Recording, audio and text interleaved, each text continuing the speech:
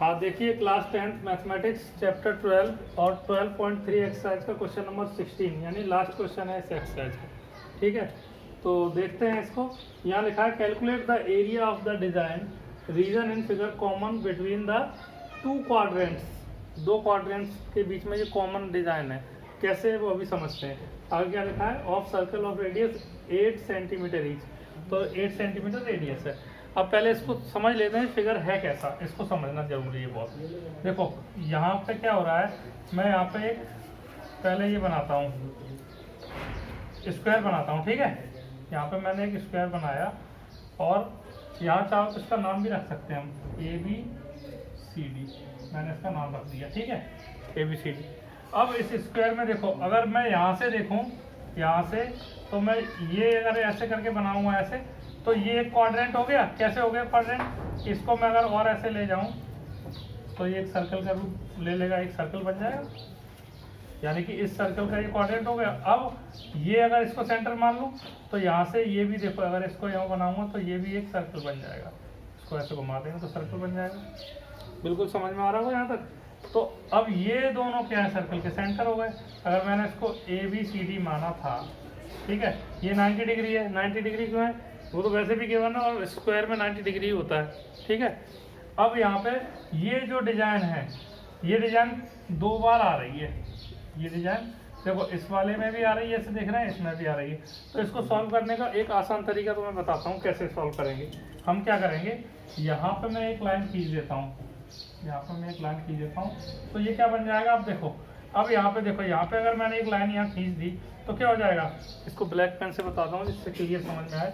यहाँ पे मैंने एक लाइन खींच दी तो ये क्या हो जाएगा, देखो एरिया ऑफ जो क्वाड्रेंट है वो तो इतना है, एरिया ऑफ क्वाड्रेंट इतना है। एरिया ऑफ क्वाड्रेंट में से मैं क्या करूँगा, इस ट्राइंगल के एरिया माइनस कर दूंगा। ये ट्राइंगल जो पूरा है, इस पूरे में से ट्राइंगल के एरिया माइनस कर दूंगा तो आधी डिजाइन का आ जाएगा। और ये जितनी आधी डिजाइन है उतनी आधी डिजाइन ये है, सेम बराबर है, तो उसमें 2 का मल्टीप्लाई कर दूंगा तो पूरा एरिया आ जाएगा फुल डिजाइन का। ठीक है, तो ये बात क्लियर हो रही होगी। अब मैं शुरू करता हूँ इसको सॉल्व करना। तो देखो अब हम लिखेंगे सीधे यहाँ पे सॉल्यूशन। तो लिखेंगे सबसे पहले फ्रॉम फिगर। देखिए डायग्राम से सीधे मैं यहाँ पे कंडीशन अप्लाई कर देता हूँ, ATQ अकॉर्डिंग टू क्वेश्चन लिख देते हैं पहले से। ठीक है, तो हम यहाँ लिखेंगे, यहाँ पे बोला area of the design region, ठीक है ना, तो area of the design region. तो डिजाइन रीजन का एरिया क्या होगा, देखो हम क्या करेंगे, एरिया ऑफ क्वाड्रेंट। देखो क्वाड्रेंट कौन सा लेंगे, AB, यहाँ कुछ मान लो, P मान लो, तो ABPD, इसका एरिया में से हम इस ट्राइंगल का एरिया घटा देंगे, माइनस एरिया ऑफ ट्राइंगल कौन सा, ABD। ठीक है, और क्या करेंगे इसमें, इससे क्या होगा, मैंने अभी बताया था, अगर हम इस पूरे क्वाड्रेंट के एरिया में से ट्राइंगल का घटा देंगे तो ये आधी डिजाइन आ जाएगी, ये जो आधी डिजाइन है वो आ जाएगी। तो इसमें अगर हम 2 का इंटू कर दें, क्योंकि ये डिजाइन तो दोनों सेम ही है, तो पूरी डिजाइन का एरिया आ जाएगा। तो तुम्हें ज़्यादा कैलकुलेशन नहीं करनी पड़ेगी, इतने से आंसर आ जाएगा। तो देखो शुरू करते हैं, 2 इंटू, तो एरिया ऑफ क्वाड्रेंट हम जानते हैं 1/4 into pi r square, minus area of triangle 90 degree बनना है तो राइट एंगल ट्राइंगल का जो एरिया होता है वो क्या होता है, 1/2 इंटू बेस इंटू हाइट। ठीक है, तो अब हम 2 इंटू देखो 1/4, पाई की वैल्यू 22/7 रख देंगे, आर की वैल्यू कितनी है 8 इंटू 8 माइनस 1/2 बेस। अब देखो इस ट्राइंगल के लिए बेस 8 है और हाइट भी 8 है, तो 8 इंटू 8। ठीक है, तो चलिए और सॉल्व करते हैं। 2, अब देखो 4 2 जा 8, 2 बार ये कैंसिल हो गया और यहाँ पे भी ये कैंसिल हो जाएगा, 2 4 जा 8। अब जो बचा उसको लिख लो, 22/7 इंटू 8 2 जा 16 माइनस देखो 8 4 जा 32। ठीक है, ये आ गया। अब यहाँ कैंसिल तो हो नहीं रहा है, तो एक काम करते हैं, थोड़ा सॉल्व भी करना पड़ेगा आपको। देखो 16 का 22 में इंटू करते हैं, 16 2 या 32 की 2, 3 कैरी आ गई, 16 2 या 32 और 3 32 का 33 34 35, ये आ जाएगा अपॉन 7, ठीक है, माइनस 32, इसके नीचे 1 मान लो 32 के नीचे।